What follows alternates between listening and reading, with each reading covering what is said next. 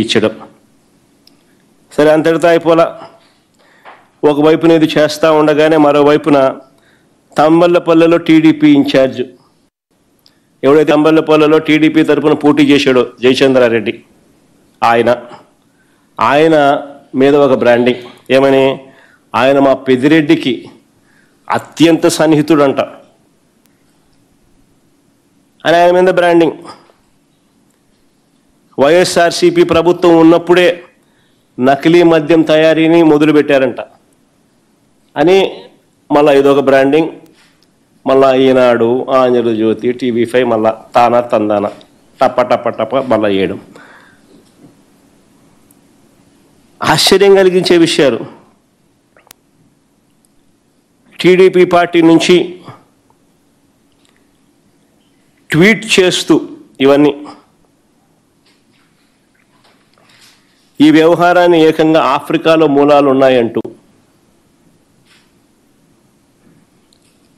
కథ బిల్డప్ ఫర్దర్గా.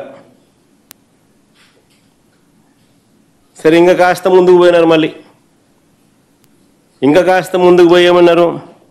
అక్కడితో ఆగిపోకుండా చంద్రబాబు బరి తెగింపు అంతటితో ఆగిపోలా. అధికార దుర్వినియోగం అన్నది ఏ స్థాయిలో ఉంది అని అంటే, ప్రభుత్వంలో ఉన్న ఐవీఆర్ఎస్ కాల్స్ అంట.